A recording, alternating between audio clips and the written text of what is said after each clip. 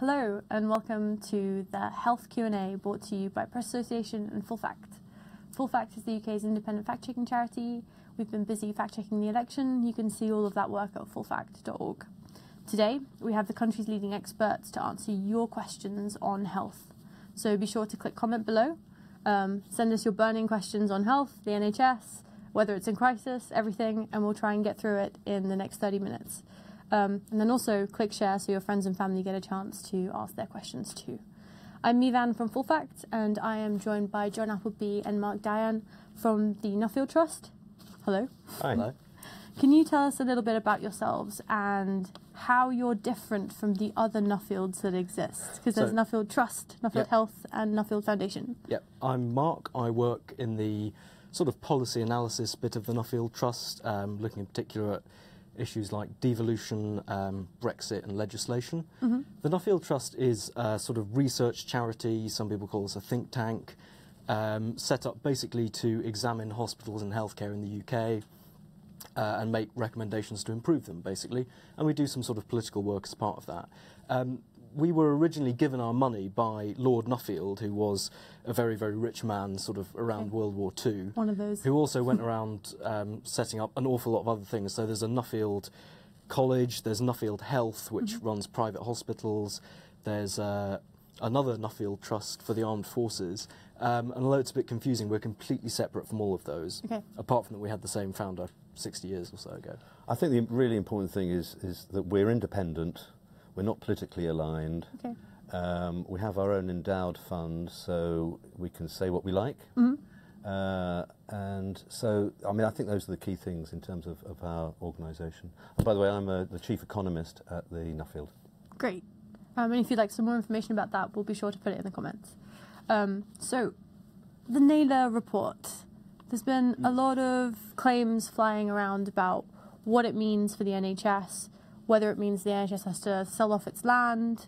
Could you tell us a little bit about it?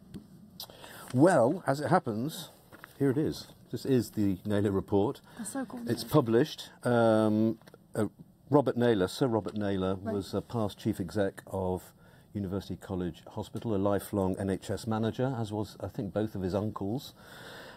He's retired now, but was asked to look into how best should the NHS get the best value out of its estate, out of its land, out of its buildings and so on. The NHS owns a lot of buildings and land. Over the years it's been selling off chunks as and when. Mm-hmm. For example, in the 70s, 80s and into the 90s, healthcare changed. We didn't need so many long-stay hospitals, and a lot of those were sold off and developed, and the NHS got the money and so on. Mm-hmm. And what Robert Naylor is really saying here is, this is a big resource. I can't remember the exact figure, but we're talking about maybe £10 billion in terms of land value. Yeah, so what he's basically saying is the NHS needs £10 billion in order to fund these plans it has, mostly to provide more care outside hospitals. Mm-hmm. And in order to get that, he's suggesting that they sell off potentially up to about £6 billion worth of the land they've already got. Right. So the important thing to realise is it's almost like a swap. The idea is the NHS will sell off some of the land and buildings it's got at the moment in order that it can buy new land and buildings and computers and so on. So if it sells off that land, what happens to those hospitals? So in many cases those might be bits of hospitals or land that aren't actually used. Okay. In other cases I would imagine they'll move the stuff that was there into new places. I mean, the idea is to make, it's a resource, it's a big resource, and the thing is, is the NHS using it efficiently? Mm-hmm. You know, the NHS is paid for by taxpayers. I'm a taxpayer. I'd like to see my tax pounds used as efficiently as possible in terms of the NHS. It's not a case of decanting patients from hospitals and flogging off the buildings to big property developers and so on. That's not the intention. The intention is to make good use of this resource. And I have seen some comments, people saying it's like selling off the family silver and so on, but it's a sort of family silver that's never used, in a sense. Yeah. So it makes sense it may be, in terms of selling off land, it may be that the NHS ends up with partnerships with people to develop the land and develop buildings and so on. So there could be a variety of ways of using it. I mean, one of the things that Robert Naylor recommends is we have a real problem in places like London with vital health workers not being able to afford to live near their place of work, for example. So one option is to develop land to provide that sort of accommodation. But I guess here's the question that I've seen a lot in a lot of comments on the internet is, how comes the NHS needs to raise this kind of money when a lot of people, well, the government is claiming that it's given it the most money that it's ever been given? It's not so much a case. Well, there are two separate questions there. One's about how much money the NHS has given, and the other is really about, in terms of the resources it's got, land and buildings in this case, how to make best use of that. Yes, of course, the health service could do with lots more money, and then not sell off the land. But that's just using resources inefficiently, and it's a waste. So there's the land and buildings issue. On the money side. Yes, the NHS has got more money in real terms, but only marginally. So it is under pressure financially. I guess also some of the stuff that gets tied into the Naylor report is privatisation. Could you explain a bit about... I don't think it's necessarily got that much to do with it, really. One is about selling land, Sure. but retaining the services with whoever they're being provided by at the moment. What people tend to mean by privatisation in the NHS is when the NHS contracts with private companies to deliver care, where that care might once have been provided by an NHS trust. Obviously, there's another whole area of privatisation which has always been there, which is GPs, dentists, pharmacists, optometrists, and so on. They're also private companies. I wouldn't say that's very connected to the Naylor review, but it is actually true that the amount of NHS care, or the proportion provided by private companies in that way, has been going up. For about 10 years under successive governments. It's still a fairly small proportion of the total amount the NHS spends on delivering care. Sure. Most of it's still done by NHS trusts, which are, publicly owned, the public sector bodies. But it has been increasing somewhat. Okay, and we've had a question that says, are so many trusts in so much debt as a result of previous public-private partnership policies? I think the short answer is no. Okay.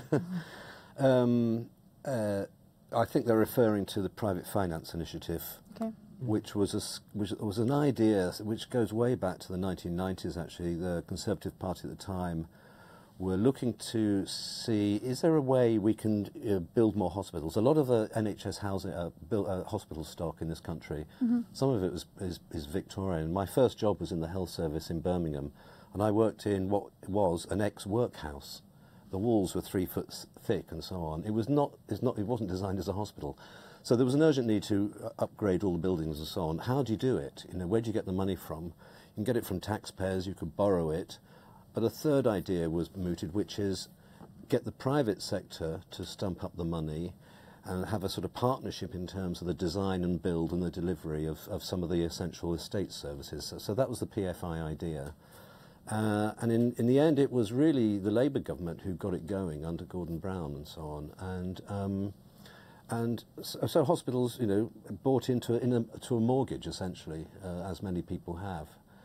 So that we bought hospitals on tick, and we got a lot of brand new hospitals, but we ended up with an ongoing debt going into the future. I think, I mean, how much a year is the NHS paying on that? The NHS pays about £2 billion a year. So I think it's worth saying that, for many trusts, they don't have much in the way of PFI obligations. There are a minority who do have fairly hefty amounts to pay back, sometimes because of what's happened to the interest rates at which they're paying it back compared to the rest of the economy. As a proportion, in the context of the overall NHS budget, I mean, it's about £1.60 goes on. It's a very small fraction of the budget. And in fact, individual hospitals, it's by no means the biggest costs. I seem to remember Barts in London, who have one of the biggest PFI schemes, it might be looking at 13–14% of their turnover, and that would be the tops. I mean, the biggest chunk of spending within hospitals is on pay, by the way. It's 75% of costs.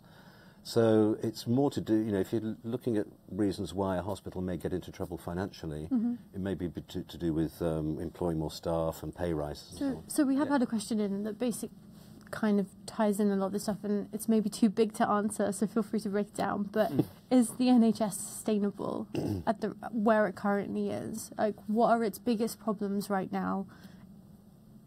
Any more sub-questions there? No. I thought I'd just cap it there, just the big one.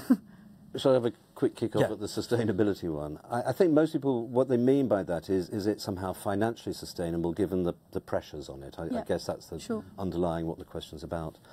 Well, interestingly enough, there was a House of Lords Committee report on this only a few months ago, We gave evidence to that. I wrote a briefing for them, looking at the sort of funding pressures into the future, because you need some numbers really on this. So what are we spending now as a proportion of GDP, our national wealth?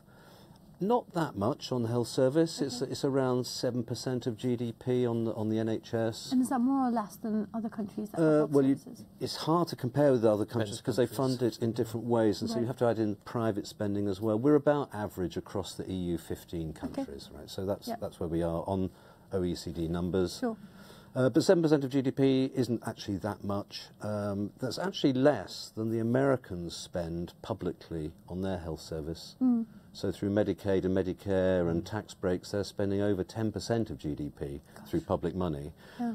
And overall about 18%, so nearly $1 in 5. Anyway, back to in terms of the UK. Back to here. Yeah, back to here, sorry. Our starting point is actually quite low. Yeah. And we could increase our spending at a sort of historic long-run rate of 4% real increase a year, and we could easily afford it if it was sort of gradual over the years. So, in my view, looking ahead to, and the evidence I gave to the House of Lords Committee, 2030, yes, we would spend more, but our economy would be bigger, we would be richer, and one of the things we like to spend our money on, our extra money on when we're richer, is healthcare. So I think we'd be happy to spend that money, basically. I think there's also another sub-question that tends to be in people's minds when they ask if the NHS is sustainable, which is about, given the NHS is obviously under a lot of financial pressure, is the answer to sort of ditch that taxpayer-funded model and move to a different model where you pay privately or through social insurance? And I think the thing to say there is that's not quite an answer to that question. You know, if you're deciding that the health service needs more money than it's got now, then whether or not that's taxes or it's social insurance out of your paycheck or private insurance out of your paycheck, you're still paying more. It's just badged a bit differently. Okay, if you have questions for John or Mark, then please send them to us. We'll try to get through as many of them as we can. We're going to just scoot ahead a little bit, and a lot of people have asked us about the 5-year forward view. What is that? I believe you got that one as well. I've got another printout. Strangely enough, I also have that one. Well, the 5-year forward view is essentially a 5-year plan. It sounds rather Soviet, but it's a 5-year plan for the NHS, published in 2014, so getting on for 3 years ago now. Yeah. I guess we're into year 2 or 2.5 of the 5-year plan. We're getting it halfway through. I think what really underlies it is it's the NHS's response to the funding pressure that it's under. So the NHS is getting more money each year in real terms, but it's nowhere near the increase that it would need to keep up with population, the elderly, technological progress, medical advances, all the things which push the pressures on to spend more. And this is really the NHS's response. So how do we, in a sense, close that gap between the money we've been given and we know the demand's going up? How do we fill that with more productivity, better care? I mean, in fact, and the Robert Naylor's report is sort of tied into that. How do we make better use of resources? So that's the sort of underlying driver for this, and it contains ideas for improving services, integrating health and social care, working with the health service, working with local authorities. Yeah. There's a big experiment going on in Manchester where local authorities and health are really getting together to think, well, how best to provide not just healthcare but social care as well. So does it make policy recommendations? Yes. Well, it's a sort of focal point. I mean, what's then flowed from this are STPs, which I now momentarily forget what that stands for. Sustainability and Transformation Plan, I believe. Fun. Thank you, Mark. Right. Yeah, I think it's worth saying that running through this, as with the Naylor Review, is a narrative that's quite popular in the NHS as a way to sort of respond to the problem that it kind of needs to do more with not very much more money, which is this idea that people will be treated with less of a reliance on hospital care and more outside hospital in a GP surgery or in their houses. And that, you know, that's already happened for several years to some extent, in particular because hospitals are treating people more quickly than they used to. But that's the sort of hope is that by treating people in those sort of less intensive places, you can contribute to doing more with the same amount. And I think a lot of what's in there, which is a lot of quite complicated organisational changes, has that as the sort of driving principle. So is adult social care a part of this? Yes, it is really. I mean, Could you first of all explain what adult social care is for the people who don't know? well, yes, social care is really care and support for often elderly, frail people in their homes. It may be a combination of adaptations to their home. It's a Meals on Wheels, I think, is how people tend to think of this sort of thing. It's really support for people in their what is known as activities of daily living. So how do you? My dad's 90. He needs a whole panoply of support to help him get meals and so on, so he survives in his home. So this, yes, it is about getting health and social care together, which traditionally have been funded in different ways and provided by different people. Okay. But I think one of the crucial things about the 5-year forward, well, two crucial things about the 5-year forward review. One is it really did emphasise that a basis for making these changes was having the money to do so. And there is a tension now between the NHS and government, with the NHS, I think, feeling the government haven't honoured its side of the bargain here. So what was the bargain? Well, the bargain is that the NHS should get more money than it's getting. What is it getting? And what well, was it's promised? getting a shade over 1% real increase a year. At the moment. So the promise a lot of people will have heard and seen arguments about is the 8 billion extra funding for the NHS, which is one interpretation of what the 5-year forward view is asking for to deliver what it sets out. Which 8 billion is a lot of money. It's a very large amount of money, but that is only a 1 or 2% increase a year, given how massive the NHS budget already is. Which is what? 100. It's about 124 billion in England alone. Great. And so the government did pledge to give that extra 8 billion to NHS England, but they did so, and Full Fact's done a very good fact check on this, partly by taking money out of some other health budgets like medical training and public health. So there's some tension, as John says, as to whether or not that funding side of the bargain has been filled. Okay.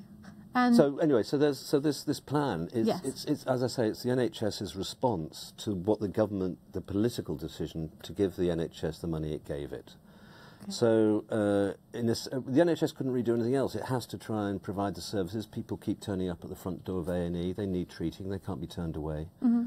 We've been in a period over the last 18 months where a lot of the headline targets in the NHS have got worse. Hardly any hospitals are meeting the A&E 4-hour wait target.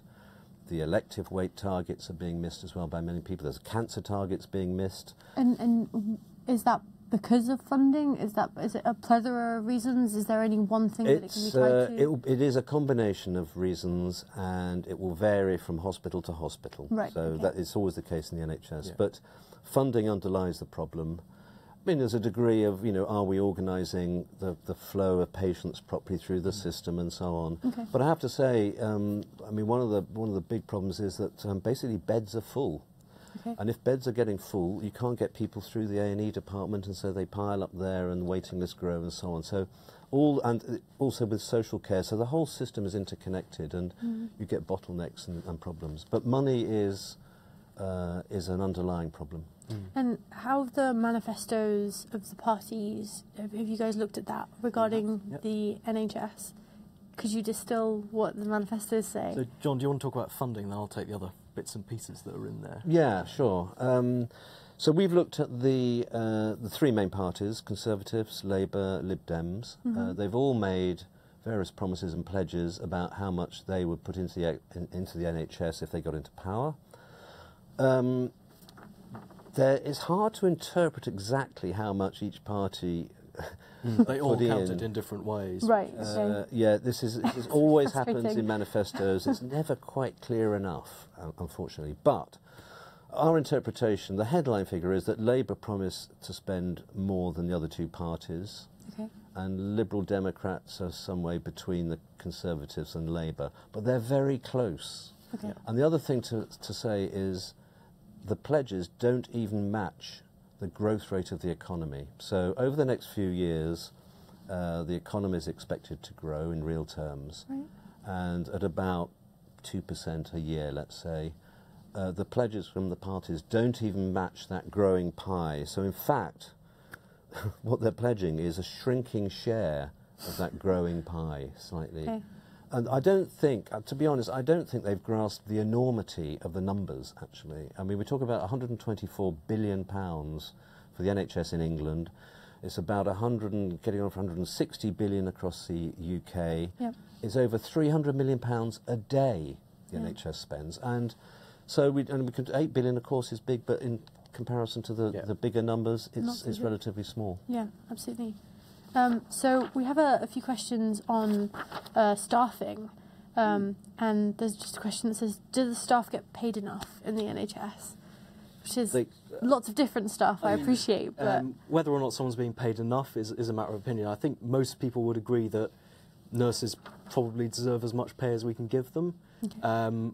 But with the NHS in the financial strains it's been under, it's certainly true the real pay of many NHS staff groups has gone down, and I think you'll have views on this, but there are signs that is starting to get to the point where it's quite difficult to recruit for some key professions. Yeah. Nurses, one of them? Nursing is certainly one of the professions that has the highest problem with a vacancy rate, so posts that aren't actually filled. And I think it's probably one factor, although there are many others, in that is perhaps that pay rates have been held steady as the NHS strives to make these efficiencies. I mean, there's been a public sector pay freeze, essentially, or a cap on public sector pay rises. So I think consultants now have essentially had their pay frozen for, must be getting on for 7 years now. GPs, 6 or 7 years. Difficult with GPs because I realise that, yes. Yeah. Nurses, porters, managers, and so on. So in real terms, their pay has gone down quite a lot. Yeah. Okay. And so part of the way that the NHS has managed to close that funding gap is actually been borne by NHS staff directly through their pay packets. So I think we should recognise that. Are people getting paid enough? Well, the average wage for a consultant is something like 110,000 a year. It's not bad. The average wage for a nurse is above slightly the median wage nationally. Not bad, you could say. Mark's pointed out that there is a slight increase in vacancy rates, but still people want to work for the NHS and become nurses and so on. I mean, in a sense, that's one of the... Though? Sorry? Do they want to yes, still become... Are people still applying? Well, people still apply to medical schools and, want to do nursing courses and so on. So we don't have problems recruiting people for There's these certainly jobs? strains at the edge, I think it's fair to say. Okay. But it's, I mean, the NHS still fills the vast majority of its posts, obviously. I was just going to say that one of the choices that people may make in terms of a job, being a nurse, working in the health service, maybe what other jobs are there? And the thing is that the global financial crisis of 2008, 2009, the ensuing recession, and things still haven't really picked up. So, in a sense, the NHS is operating in a labour market which is where the choices are perhaps more limited. If the economy does start to grow faster, the NHS could be in real trouble. I mean, just leaving aside Brexit and the issues that raises for employment in the NHS, because people's choices will be wider. Wages across the private sector will start to rise. Yeah. And we know when that's happened before that people who might have chosen to become nurses actually start to choose something else. So the competition for that labour starts to get stronger. So how is it that there are certain people their wages aren't rising, and yet there are some headlines that claim that a locum doctor has got 500,000 in a year? So locum and agency staff are not on the NHS pay scale. They're not paid in the standard way, and certainly they do often cost more per hour to employ than NHS staff, which is why controlling the amount spent on agency has been another part of the NHS savings drive with its ups and downs, I think. Could you just explain what a locum doctor is? Really sure, quickly? So that's somebody who, rather than being on a particular, having a permanent fixed post in hospital, or rather than being someone who owns a GP practice, they'll come in and they'll do maybe a few sessions a week, maybe they'll actually work most of the time there, but they're not on a sort of permanent contract. Right. I mean, the NHS is a big organisation. It needs some flexibility in terms of employing people on a temporary basis and so on, and it will pay a premium rate for that because they won't be paying various on national insurance and pensions and all the holiday and so on. So there is a premium for that. I think, the NHS has tried to squish down on these locum and agency costs, so because it's having to make best use of its money and so on. I mean, the ideal thing would be to employ enough people, But again, you do often need that flexibility in terms of employment. So we've had a question in, which I'm not sure that you can answer, Yeah. but it's, where's the 350 million a week? Well, as I think Full Fact quite rightly pointed out at the time, the truth is that we do not send the EU 350 million a week. We send it about 250 million a week, but then we get another 100 million or more of that back. And when I say back, it goes to British farmers, goes to British scientists, and it goes to deprived and rural areas like Cornwall and West Wales. Yeah, but I guess this question is getting at what we've we were freed up, promised this if we amount of cancel, money. if you like, our annual EU membership fee, what we free up is in the region of 100 million a week, which is 5, possibly 6 billion a year for the English NHS. Now, I mean, that's not bad. That would cover, say, the rate of economic growth for a couple of years, and that would certainly be very welcome. And in terms of when it will come along, it would be potentially from 2019 when we leave the EU. But there are a couple of caveats attached. One of them is it's looking fairly likely that we actually might continue to pay the EU a pretty large amount of money even after we've left. So partly that might be for the divorce settlement, to settle our outstanding debts and liabilities to the EU. Partly that might just be that we continue paying into their structural funds so that we can have access to their markets. But that could bring that 100 million down a bit. And then on the other side of the ledger, if you like, you've got, if we leave the EU and it causes a major economic slowdown, which the Office for Budget Responsibility think it will, I mean, you know, nothing catastrophic, but just we won't be growing richer as quickly as we perhaps would have done for a few years at least, then that also has a knock-on effect on the public finances and on the money that's available for the NHS. And the OBR estimate that at potentially around 15 billion by 2020.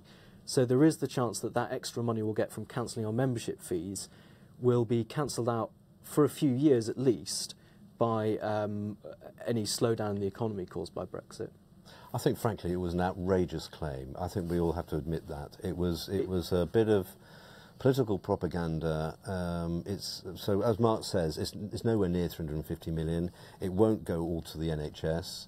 What happens to those Welsh hill farmers and their EU subsidies and so on? Is that going to be plugged by some of that money as well, which was all being plugged by EU money?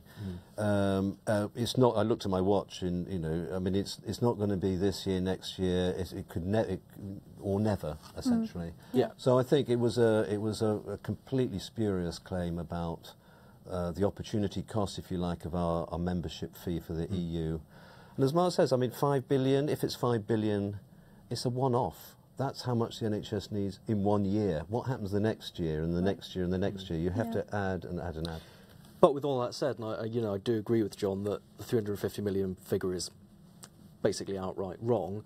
I'm sure a lot of people in the NHS will remember the suggestion that increased funding might be attached when it does come time to cancel the membership fees to Brussels.